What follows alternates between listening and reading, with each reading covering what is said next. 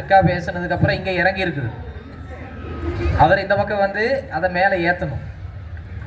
அண்ணன் நம்முடைய பேரூர் தமிழ் மன்றத்தை சிறப்பாக செயல்படுத்தி கொண்டு வரக்கூடிய எங்கள் எல்லாருக்கும் இது போன்ற மேடைகளை காட்டி உங்களுக்கு எங்களுக்கு உங்களையும் அறிமுகப்படுத்தக்கூடிய பேரூர் தமிழ் மன்றத்தினுடைய தலைவர் கவிஞர் கி ரவி அவர்கள் தத்துவ பாடல்களே என்பதை பறைசாற்ற உங்கள் அனைவரின் சார்பிலும் அவரை அன்போடு வரவேற்கிறேன்.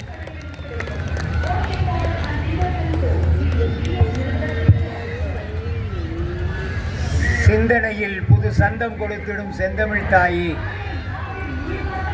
முந்து நிலம் தன்னில் சுந்தர சொல்விதை தந்தவளும் நீயே. எந்த இடர் இங்கு வந்து சூழ்ந்திடும் போதிலும் எங்கள் சிந்தையில் வந்து அருள்வாய் தாயே தமிழே உன்னை வணங்கி, கவியரசு கண்ணதாசன் அவர்களுடைய நூற்றாண்டு விழாவை மையப்படுத்திய ஒரு பாட்டு மன்றம். கவியரசு கண்ணதாசனுடைய புகழுக்கு விஞ்சி நிற்பது காதல் பாடலா தத்துவ பாடலாங்கிறதா தலைப்பு. கண்ணதாசனை பொறுத்தளவிற்கு கண்ணதாசன் காதலிப்பதற்கே ஒரு தூதுவர் இருந்தார், அவருடைய தம்பி ராம கண்ணப்பன். நான் என்ன செய்தி சொல்றேன், தத்துவ பாடல்கிற எனது அணி பேச்சாளர் பெருமக்களுக்கு என்னுடைய வணக்கத்தை தெரிவிச்சுக்கிறோம். காதல் பாடல்கிற அணியில் இருக்கக்கூடியவங்க ரொம்ப அழகா 4 பேர் பார்த்தீங்கன்னா எவ்வளவு அழகா இருக்காங்க பாருங்க, எவ்வளவு ஒற்றுமையா இருக்கிறாங்க. இந்த ஒற்றுமை எங்காவது நீங்க பார்த்துருப்பீங்களா? இந்த நிகழ்ச்சி முடிஞ்ச உடனே இந்த ஒற்றுமை ஒவ்வொரு திசையை பார்த்து போயிடும். இங்க இருக்கும்போது தான் இந்த 4 பேர் அவ்வளவு அழகா இருக்கிறாங்க. நானே காதல் வந்தா ஒற்றுமை வரும்னு சொல்றாரு.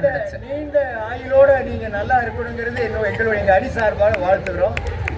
அந்த வகையில பாத்தீங்கன்னா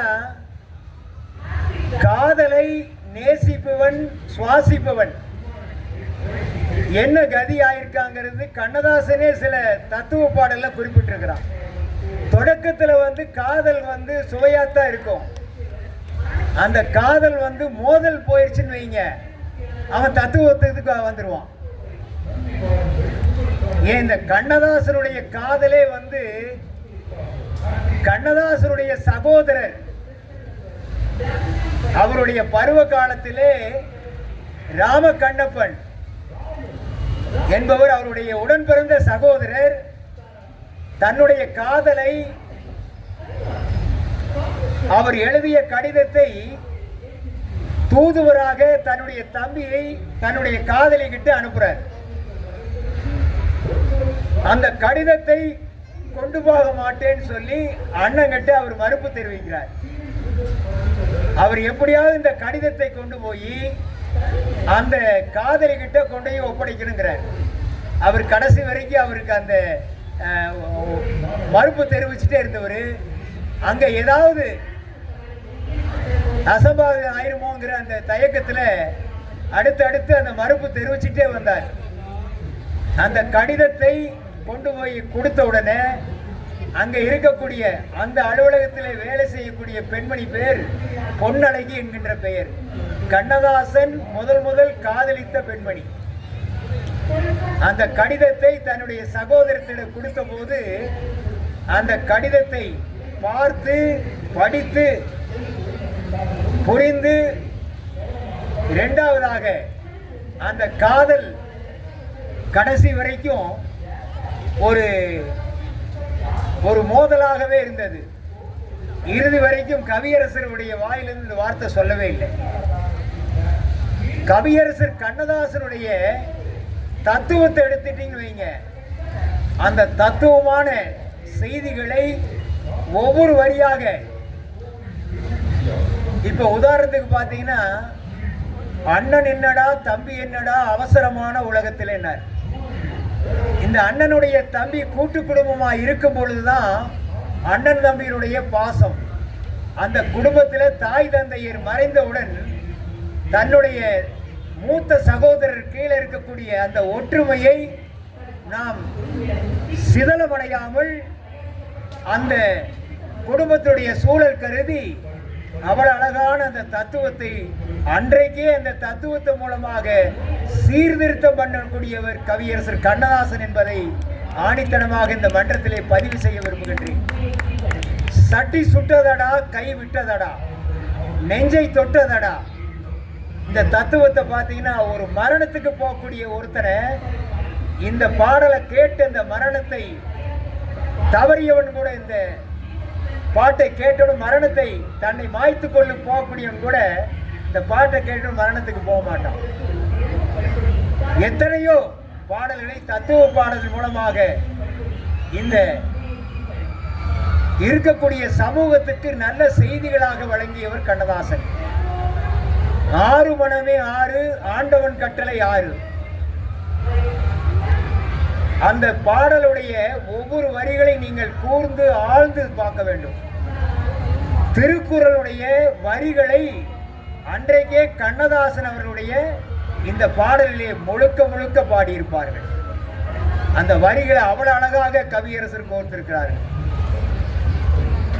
என காதல் என்பது எதுவரை கழுத்துல தாலி ஏறும் வரை.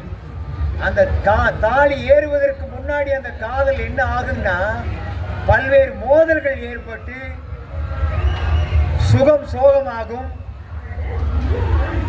அந்த திருமணம் முடிவதற்குள்ள பல்வேறு தத்துவங்கள் அவன் பேசுவதற்கு தொடங்கி விடுகிறான்.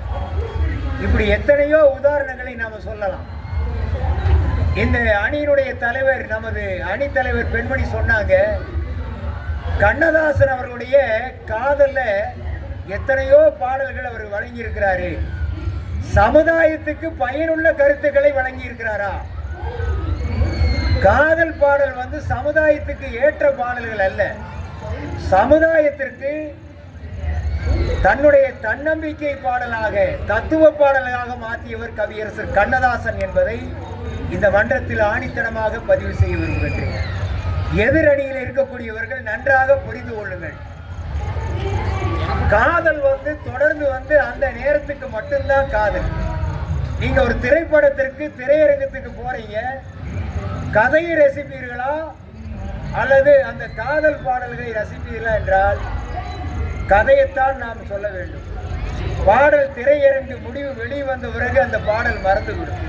ஆனால் கண்ணதாசனுடைய பாடல்கள் ஒவ்வொரு தத்துவ பாடல்களையும் ஒவ்வொருத்தரையும் உயிர்த்தலை வைத்திருக்கிறது என்பதை மட்டும் தெரிந்து கொள்ளுங்கள். ஒரு பாடலை அவர் எடுக்க வேண்டிய கையாண்ட முறை எப்படி தெரியும்னா பல்வேறு கோணங்களை பார்ப்பார். ஒரு பெண்களை எப்படி அந்த பாடலை அழகாக கொண்டு வர வேண்டும் என்று கண்ணதாசனுடைய வரிகளை கேட்டால் போதும். அது எத்தனையோ சோகமாகட்டும், மென்மையாகட்டும், காதலாகட்டும் அல்லது உங்களுக்கு தத்துவமாகட்டும், இத்தனை பாடல் வரிசையிலையும் தத்துவத்தில் தான் அவ்வளவு அழகாக கொடுத்திருக்கார். தத்துவத்தை சொல்லி எதிர்கால தலைமையை அடுத்த ஒரு தலைமுறைக்கு நாம் என்ன சொல்ல வேண்டும் என்று கண்ணதாசனுடைய இந்த பாடல் வரிகளை கேட்டாலே அடுத்த தலைமுறை அந்த வரிகளை கேட்டு பல்வேறு ஆய்வுகளை செய்ய தூண்டும். அத்தனை அழகான தத்துவ பாடல்களை சமத்துவமாக வழங்கியவர் கண்ணதாசன் அவர்கள். எதிரணியில் இருக்கக்கூடியவர்கள் காதலை நம்பியே இங்க இந்த அணியில வந்திருக்காங்க. கண்ணதாசன் காதல் பாடல்ல அவ்வளவான ஒரு செய்திகளை நம் மக்களுக்கு நாம் வழங்கவில்லை. தத்துவ பாடல்கள் என்னென்ன கொடுத்திருக்காருங்கிற மட்டும் நீங்க பாருங்க. அதை வருஷம் போட்டு காமிக்கிறேன். கண்ணதாசன் வகையான விஷயங்களை தொற்றிருக்கிறார். காதல், சமூகம், சமத்துவம், பெண்மை. இதில் மற்ற எல்லாவற்றையும் விட தத்துவத்தை மட்டும்தான் கவியரசர் கண்ணதாசனுக்கு மிக பிடித்தமானது ஒன்று என்று மட்டும் இந்த பார்வையாளராக இருக்கக்கூடிய கண்ணதாசனை நேசிக்கக்கூடியவர்கள் தத்துவ பாடலை எடுத்தால் அவன் தன்னம்பிக்கையோடு உயிர்த்தெழுந்து மிக உச்சாணி கொம்புக்கு வருவான் என்கின்ற செய்தியை கண்ணதாசன் அன்றைக்கு நமக்கு பதிவு செய்து போயிருக்கிறார்கள். நூற்றாண்டையும் கடந்து நாம் கண்ணதாசன் இன்றைக்கு நாம் பேசிக்கொண்டிருக்கிறோம். அந்த கண்ணதாசன் நம்ம கொடுத்த நான் கண்ணதாசனை மனிதனாக பார்க்கவில்லை, கடவுளாக நான் பார்க்கிறேன். அந்த அளவுக்கு அந்த கடவுள் நம்மளுக்கு கொடுத்த ஒவ்வொரு செய்திகளையும் நான் இங்கே மேற்கோள் காட்டுகிறேன். கையாண்ட போனால் போகட்டும் போடா பாடலில் இறப்பை பற்றி உலகிலே யாருமே சொல்லாத தத்துவம். மனிதனுடைய இறப்பு இயல்பு. எந்த நேரத்தில் யாருக்கு இறப்பு வரும் என்கிற அன்னைக்கே அவருடைய பாடல் வழியில சொல்லிட்டு போயிருக்கார். மிக ஒரு முன்னுதாரணம், ஆட்டு வைத்தால் யார் ஒருவர். இந்த பாட்டினுடைய தொடக்கம் முடிவு வரைக்கும் தெரியும். இப்போ முடி என்பது உண்டாகிவிட்டால் 2 பேருக்கு. அந்த வகையில பார்த்தீங்கன்னா அவசரமான உலகம், பரபரப்பான உலகத்துல எவ்வளவு அழகான ஒரு தத்துவத்தை நம் வழங்கியவர் கண்ணதாசன்.